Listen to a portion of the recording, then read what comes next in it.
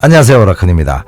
인간사 모든 만남에는 시작과 끝이 있잖아요. 어떤 헤어짐은 속이 다 시원한 기쁨의 이별이 있을 것이고, 또 어떤 이별은 하늘이 무너질 것 같은 그런 슬픔의 이별이 있겠죠. 하지만 남녀관계에서의 이별은 대부분 슬프거나 시원섭섭한 이별인 거지, 기쁨을 주는 헤어짐은 거의 없죠. 끝이 어떻게 됐든 간에 처음에는 서로 많이 사랑했던 관계였기 때문인 거고, 또 그때까지 쌓여왔던 정 때문에 그렇습니다.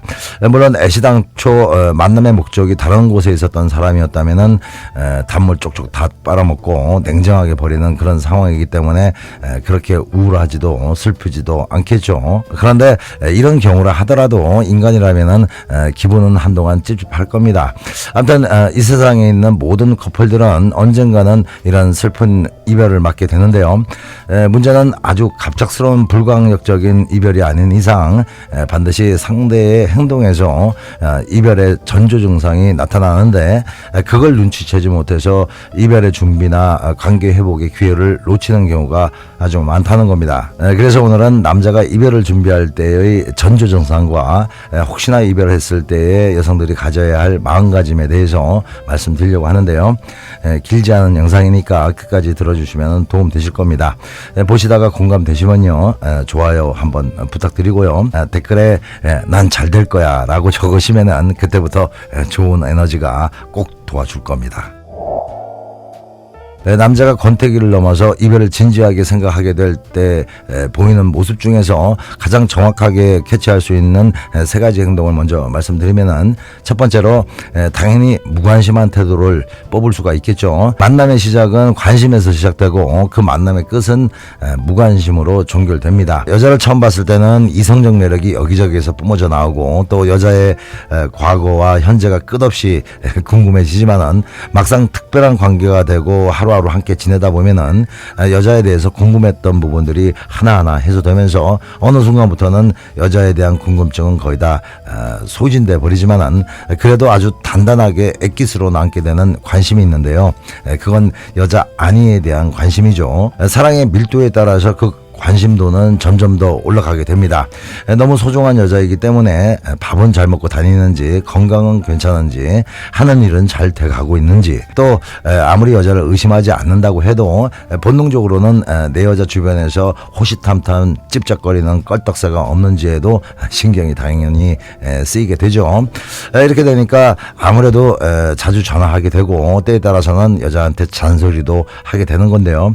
물론 성격이나 사고방식이 천하태평인 남자나 일에 한번 빠지면은 딴 데는 전혀 신경을 못 쓰는 몰입형인 경우에는 무관심이 아니고 잘 있겠지라는 그 자기 확신에 젖어 있어서 내색을 잘 안 할 수는 있습니다. 하지만 전에는 그렇지 않았던 남자가 어느 순간부터 여자에 대한 관심도가 눈에 띄게 떨어지게 된다는 것은 어차피 끝날 관계라는 마음 때문에 중요도 순위에서 여자를 밀어냈기 때문이죠. 이렇게 되면은 연락이나 만남의 횟수가 급격하게 줄어들게 되는 겁니다. 두 번째는 생기가 느껴지질 않겠죠. 남녀가 만나는 궁극적인 목적은 너무 단순하죠. 행복하기 위해서입니다. 행복이라는 것은 아주 단순한 감정이죠. 그냥 현재 즐겁고 만족스러우면은 그게 행복인 겁니다. 연애할 때는 내일 우리 이쁜이 만나는 날이네 라고 생각하면 기대에서 오는 설레임과 이렇게 귀엽고 사랑스러운 여자가 내 여자라는 만족감이 행복감을 불러오게 됩니다. 또 데이트를 하면서 둘이 드라이브도 하고 분위기 좋은 커피숍이나 왁작지껄한 술집에 가서 로맨틱한 분위기와 즐거운 대화를 나누게 되는데, 이런 순간순간 나를 사랑하고 내가 사랑하는 여자와 이런 시간들을 함께 보내고 있다는 현실이 아주 만족스러워집니다. 이 역시 행복인 거죠. 또 은은한 불빛에서 서로의 비밀스러운 곳을 공유하면서 성적인 쾌감을 맛보는 중에도 즐거움과 만족감이 행복 호르몬을 팡팡 쏟아지게 하는데요. 물론 남녀의 만남이 무조건 행복만이 주 목적은 아니죠. 서로 힘이 돼주고 함께 슬퍼할 수 있는 아주 특별한 대상이기를 원하는 것도 만남의 목적에서 중요한 부분으로 들어가겠지만은 그것도 결국은 그런 대상이 사랑이 있어서 나는 행복하다라는 행복감을 만들어내니까 결국 남녀의 만남의 목적은 거의 전부가 행복감을 얻기 위해서인 겁니다. 부부 사이라고 해도 연애 때와 같은 설레임과 즐거움은 거의 없지만은 아이들을 포함한 가족이 있다는 만족감과 그 구성원들 간에서 생겨나는 소소한 즐거움들이 그 관계를 지속시켜 주는 거죠. 그런데 이별을 결심한 남자는 당연히 이런 행복감이 사라졌기 때문에 이별을 생각하게 된다는 거죠. 행복한데 뭐하러 헤어지겠습니까? 물론 남자든 여자든 행복이 크지 않다고 해서 무조건 헤어지진 않죠. 하지만 여자로 인해서 스트레스와 부담감이 점점 커지게 되면 그건 행복의 크기 차이가 아니라 그냥 단순하게 불행하다고 느끼는 상황이기 때문에 만남의 목적이 다한 거라고 생각하게 되는 겁니다. 이런 상태에서 무슨 탤런트 연기하는 것도 아니고 행복한 표정을 줄 수가 없는 거죠. 그래서 당연히 이런 상황이면은 생기가 없어지고 무기력하게 보이게 되는 겁니다. 세 번째는 성관계가 뜸해지죠. 남자가 끝까지 여자를 놓지 못하고 미련이 생기는 것은 그 여자와의 잠자리를 포기하기 힘든 부분이 솔직히 많습니다. 그래서 성격은 좀 안 맞아도 그게 너무 잘 맞는다면은 행복감은 일정 부분 남아있기 때문에 정말 정 떨어진 상황이 아니라면은 어떻게 해서라도 그 관계를 유지하려는 경향이 강합니다. 하지만 잠자리도 시원찮고 사랑도 식어버린 상태라면은 어쩔 수 없이 이것저것 엮여있는 부부 사이가 아니라면은 굳이 그 관계를 억지로 이어나갈 이유가 없어지는 거죠. 그리고 그런 상태에서는 성욕도 잘 생기지 않을 거고요. 물론 그거에 미친놈이라면은 내일 헤어져도 오늘 하겠지만은 보통의 정상적인 남자라면은 이별을 진지하게 생각하는 중인 상태에서는 여자에 대한 성적 매력도 사라지게 되고 얼마 후면 헤어질 여자를 성적으로만 이용하는 데에 대한 일말의 양심의 가책도 있기 때문에 성관계 하기가 힘들죠. 이렇게 남자가 이별을 결심하게 되면 크게 세 가지 징조가 나타나는데요. 이런 상태에서 이별의 징조를 눈치챈 여성들이 선택할 수 있는 것은 두 가지겠죠. 하나는 헤어진다고 해도 뭐 어쩔 수 없는 거라는 그런 생각으로 그냥 방치해 두는 것이고, 또 하나는 어떻게 해서라도 둘 관계를 개선해야 되겠다는 생각일 텐데요. 만약 회복할 마음이 있다면 일단 내 잘못이 반 이상이 있는 것이고, 또 남자가 오해하고 있는 부분도 있다는 생각으로 따지는 식으로 몰고 가지 말고 인정할 건 인정하고 개선할 거는 개선의 의지를 보이면서 차분하고 조심스럽게 진지한 대화를 한번 해봐야 되겠죠. 그런데 만약 남자의 결심이 아주 단호하다면 절대 매달리지 말고요. 세 가지를 생각하시면서 그냥 마음 정리 하시는 게 좋습니다. 첫 번째는 인연법을 따른다는 생각을 하셔야 됩니다. 이별이라는 것은 인연법으로 봤을 때 그 운이 다한 거죠. 운이 다했다는 것은 정해진 시간이 도래했다는 뜻이니까 솔직히 거스를 수가 없는 현상입니다. 원래부터 다 정해져 있는 것을 우리가 눈꽃만큼도 제어할 수가 없기 때문에 깨끗이 순응해야 된다는 거죠. 하지만 그냥 세상적으로 봤을 땐 남녀 간의 이별이라는 것은 지금까지 조금씩 쌓여왔던 과오들이 그 원인이 돼서 어느 순간 그 결과값으로 이별이라는 상황을 만드는 건데요. 상대방한테 조금씩 실망감이나 미운면을 느끼게 했다면은 그때마다 그 사람의 가치는 조금씩 깎여져 나가는 거고, 그 소중함의 가치가 결국 0으로 떨어졌을 때 상대는 이별을 통보하게 되는 건데요. 하지만 이것도 그런 대상과의 만남 자체가 운에 의해서다라고 볼 수 있기 때문에 이 역시 인연법에 의한 만남인 거고 이별인 거죠. 만약 거기서 억지로 그 관계를 유지하려고 애를 쓰게 된다면은 그때부터는 악연이 되는 겁니다. 그러니까 남자가 이별을 결심했다면은 나 역시 쿨하게 받아들여야 되는 것은 그런 상황들이 내 힘으로는 절대 어떻게 할 수 없기 때문이고, 그 모든 것이 내 잘못이 아닌 그냥 어떤 힘에 의해서 정해진 현상이라는 그런 쪽으로 생각하시는 게 좋다는 거죠. 두 번째는 끝은 새로운 시작이고 그 시작은 더 큰 행복일 수 있다는 건데요.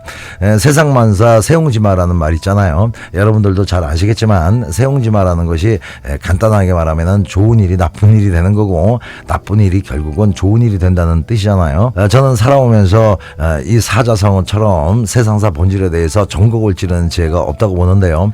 이 말을 머리에 놓고 살면은 아무리 힘들어도 낙담할 이유가 없고, 아무리 좋아도 촐랑대면서 흥분할 것이 아니라는 것을 알기 때문에 평정심이 잘 유지가 됩니다. 사랑과의 이별도 마찬가지죠. 이별은 슬프고 불행한 상황 같지만은 그 이별로 인해서 결국은 더 좋은 인연을 만날 수 있게 되는 그런 계기가 된다는 것으로 이해하게 되면은 그 이별이 그렇게 암울한 상황은 아니라는 겁니다. 물론 단기적으로 봤을 때는 나쁜 일이 무조건 좋은 결과를 부르지는 않겠지만은 길게 보면은 거의 나쁜 일이 계기가 돼서 좋은 상황이 많이 만들어지고 반대로 좋은 일 때문에 결과적으로 개판이 되는 경우가 많기 때문에 여러분들도 어떤 일에 너무 좋아하거나 또 너무 낙담할 필요가 없다는 것, 그리고 이별을 하더라도 더 좋은 것이 올려나 보다라는 희망을 갖는 것이 세상 이치를 잘 이해하면서 사는 거라는 겁니다. 마지막으로 세 번째는 이별의 아픔은 몇 달이면 회복된다는 것을 생각하셔야 됩니다.